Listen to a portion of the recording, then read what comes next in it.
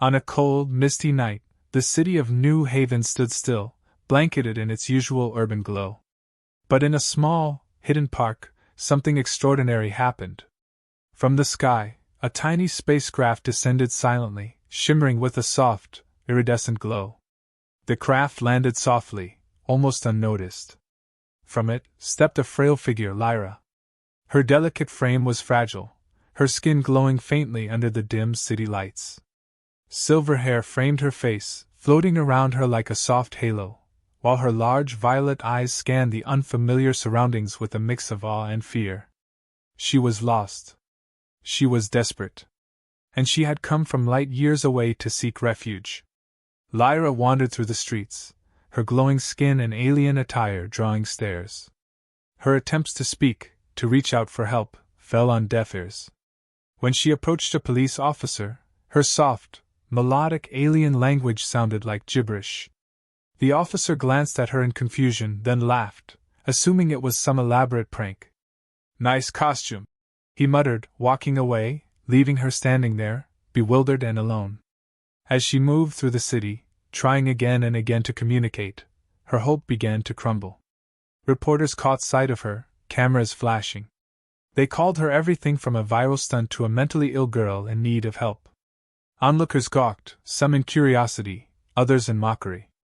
She was met with suspicion, disbelief, and a level of cruelty that weighed down her already exhausted body.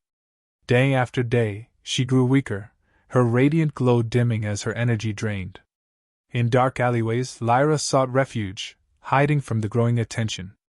She wasn't meant for this. Her peaceful race had never faced this kind of hostility. The media swirled around her, stories escalating, crowds growing. People laughed, pointed, took pictures. She felt like an exhibit rather than a living being in need. She wanted to explain her story, to find someone who would listen, but her every effort was met with walls. Still, she pressed on, despite her growing exhaustion. She was delicate, but something inside her refused to break. There was a quiet strength in her, a resilience that, even as her body grew weaker, kept her moving through the hostile streets. Her large violet eyes held a glimmer of hope, even as it seemed the world had turned its back on her. Every corner she turned, every person she approached seemed to shut her out. The city was loud, cold, and indifferent. But amidst the chaos, something stirred within Lyra. She had traveled light years, risking everything to find refuge, to find help, and she wouldn't give up now. Not yet. Not while there was still a chance, however small, that someone would listen. She just needed one person. One person to see her for who she truly was, not a threat, not a hoax, but someone in desperate need of help. Dr. Samuel Hayes sat in his small, cluttered apartment, surrounded by piles of books and scientific equipment. Star maps covered his walls, marking his quiet obsession with the cosmos and the possibility of life beyond Earth. A reclusive scientist, Samuel had spent years studying theories about extraterrestrial life, sifting through wild conspiracies and finding grains of truth buried deep within the noise. He was cautious, skeptical, but also compassionate. The thought of contact with another life form, one that wasn't just a fantasy, had always been at the back of his mind, though he never imagined he'd live to see it. Late one evening, while walking home from his lab, Samuel noticed movement in a nearby alley. Huddled against the cold wall was a figure, glowing faintly in the darkness. It was Lyra. Her frail body trembled, and her wide violet eyes shone with exhaustion and fear. He stopped. His instinct was to be cautious, yet something about her appearance and distress made him approach. Unlike everyone else, Samuel didn't dismiss her outright. He studied her for a moment, noting the delicate glow of her skin and the unnatural silver hair floating softly around her face. This wasn't some costume or trick. "Are you all right?" he asked quietly, his voice steady but laced with concern. Lyra looked up at him, her entire body tense, unsure if she could trust him. For a moment, they just stared at one another. But there was something different in his eyes. There was no mockery, no suspicion. Just a quiet, sincere concern. She hesitated but then nodded slightly, her voice too weak to answer. Her attempt to speak was broken, The alien language she had used before seemed almost musical, but it made no sense to Samuel. Still, her emotions were clear, she needed help. Samuel didn't press her further. He simply extended his hand. "Come with me," he said, gently but firmly, hoping she would understand he wasn't like the others. Lyra studied his face, her instincts screaming to trust him. With her last bit of strength, she took his hand. Samuel led her back to his apartment, moving cautiously, aware that someone might be watching. Once inside, he offered her a blanket, food, and water. She took it gratefully, her body visibly relaxing for the first time in days. The soft warmth of his home, with its strange gadgets and star maps, gave her a sense of security. As she regained some strength, she tried to explain who she was and why she had come to Earth. Her voice was soft, her language still foreign to him, but she used gestures, and Samuel, ever the scientist, tried to piece together her meaning. They spent the night in slow, painstaking attempts to communicate, each word, each gesture another small bridge between their worlds. Realizing they needed something more precise, Samuel rummaged through his tools and developed a rudimentary translation device. It wasn't perfect, but it allowed him to understand enough. Over the next few days, Lyra's story came into focus. She told him about her home planet, Lyra, a place of peace and beauty now overrun by the brutal Xanther, a conquering alien race. She had escaped, one of the few survivors, seeking help to save her people. But Earth had been her last hope, and it seemed humanity had already failed her. Samuel listened carefully, his heart heavy with the weight of her words. He believed her. How could he not? Everything about her, from the glow of her skin to the quiet desperation in her eyes, was too real to be ignored. The more she shared, the more urgent it became. Earth wasn't just a place for Lyra to hide, humanity was in danger too. The Xanther wouldn't stop with Lyra. Their hunger for conquest was insatiable, and soon Earth would be in their sights. He knew what had to be done. Lyra's story couldn't just fade into the background noise of a world too cynical to believe. Samuel felt a deep sense of responsibility, not only to help her but to make sure the world listened. They had to get her message out, somehow, before it was too late. "We'll figure this out," Samuel told her, his voice firm with resolve. Lyra, though still weak, looked at him with a flicker of hope. For the first time since landing on this strange, hostile planet, she wasn't alone. They began working together, a strange but effective partnership. Lyra, though exhausted, shared everything she could about Lyra, the Xanther, and the technology she knew of. Samuel, using his scientific background, absorbed it all, knowing that together they could find a way to get the world's attention. He was determined. They wouldn't be ignored any longer. As their communication improved and their bond deepened, Samuel found himself more and more invested. Lyra wasn't just another alien life form, she had become someone he cared about deeply. Her survival and the fate of her people had become entwined with his own. Their mission was clear. They needed to break through the wall of disbelief and skepticism that had surrounded Lyra since she first set foot on Earth. And Samuel was the key. Samuel knew that simply believing Lyra wasn't enough. The world needed proof, and fast. He began by gathering every piece of data he could from their conversations, star systems, technological concepts Lyra described, and her knowledge of elements unknown to Earth.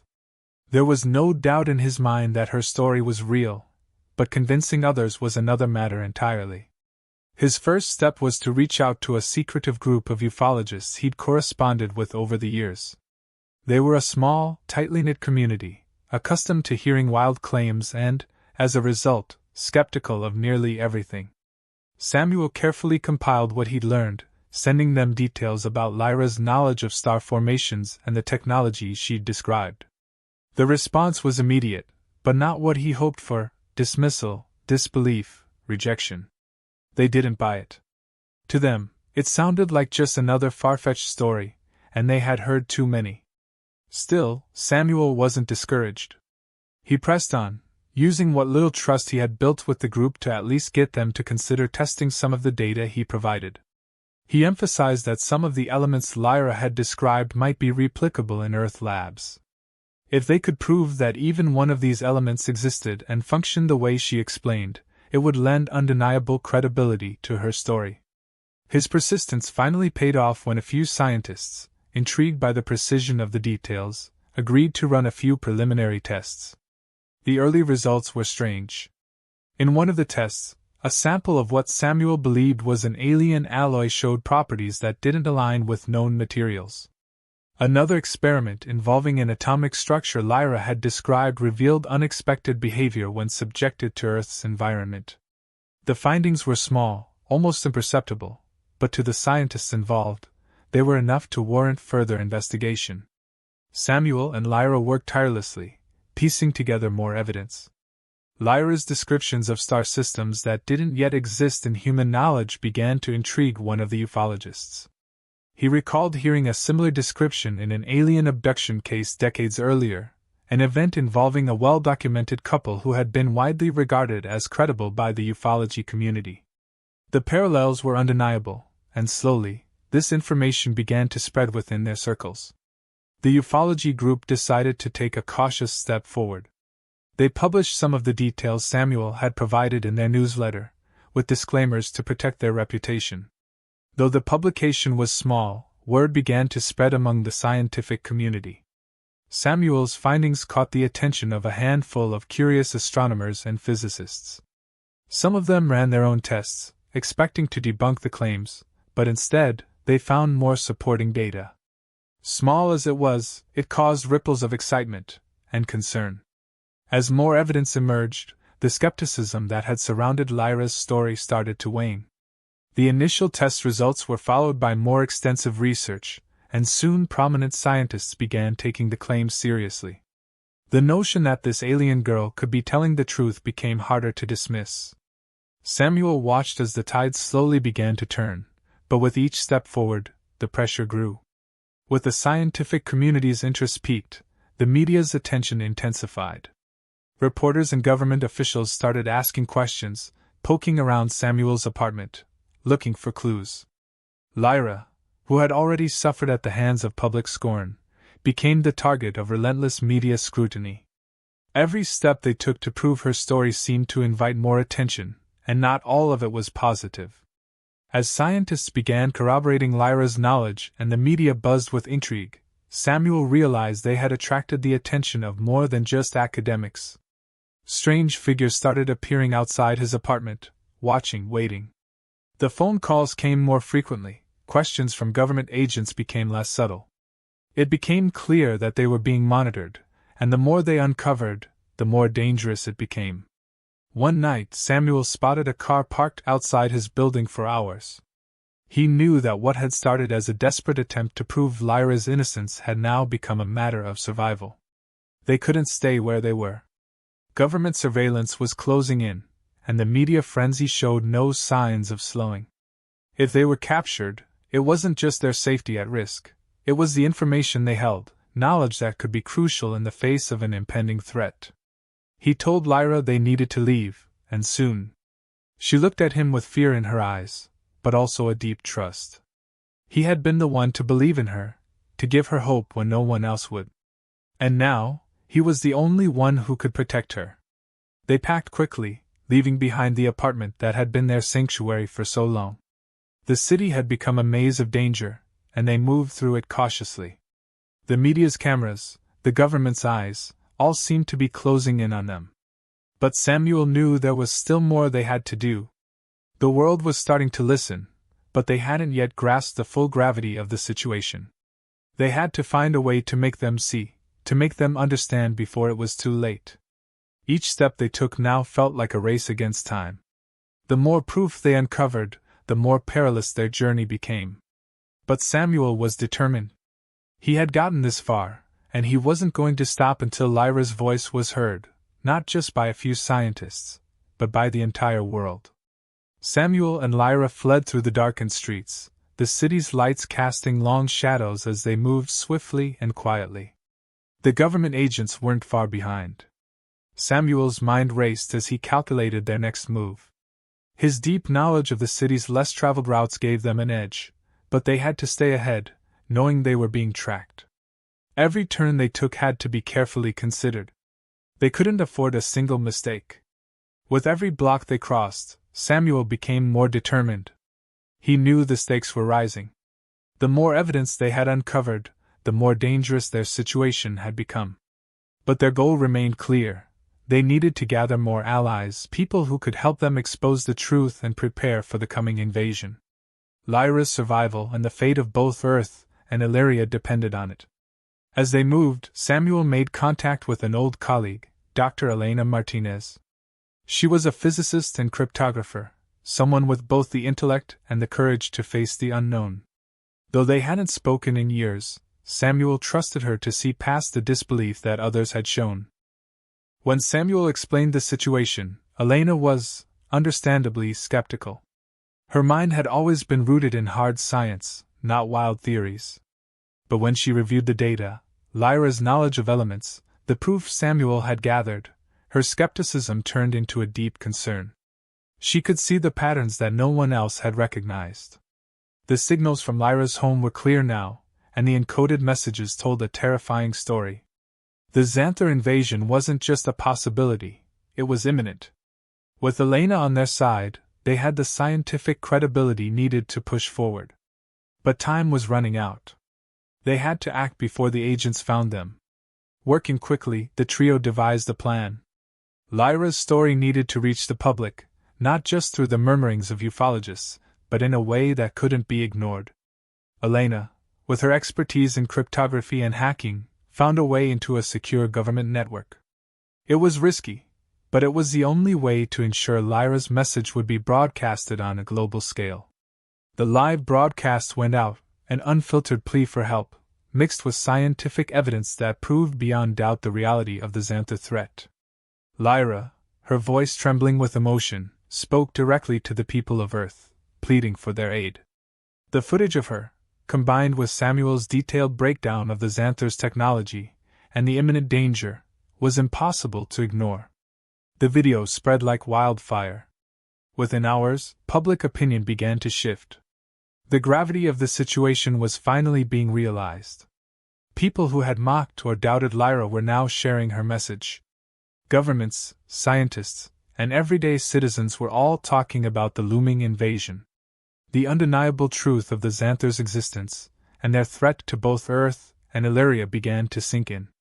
News outlets, which had once ridiculed the idea of aliens, now ran non-stop coverage of the evidence. Soon, the pressure on world leaders mounted. They could no longer ignore what was happening. An emergency summit was called, gathering the most powerful figures from across the globe. Samuel and Lyra were invited to speak, not as unknown outcasts but as key figures in humanity's defense. As Lyra stood before the assembled leaders, her voice no longer trembled with fear. She spoke with conviction, detailing the horrors her people had endured and the fate that awaited Earth if action wasn't taken. Her heartfelt words, coupled with the hard scientific proof provided by Samuel and Elena, broke through the final walls of doubt. There was no longer any question. The Xanther were real, and they were coming. World governments, once divided by politics and borders, began uniting in a desperate effort to prepare for the inevitable war.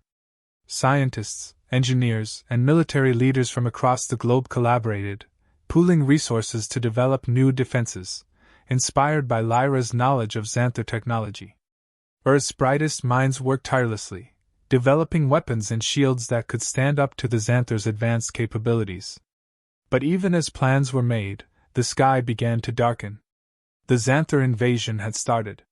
Their ships, sleek and ominous, descended upon Earth's cities, casting long shadows over the land. It wasn't a distant threat anymore. It was here. Samuel and Lyra, now fully part of humanity's defense efforts, could only watch as the first waves of the invasion force landed. The battle for Earth, and for Illyria, had begun.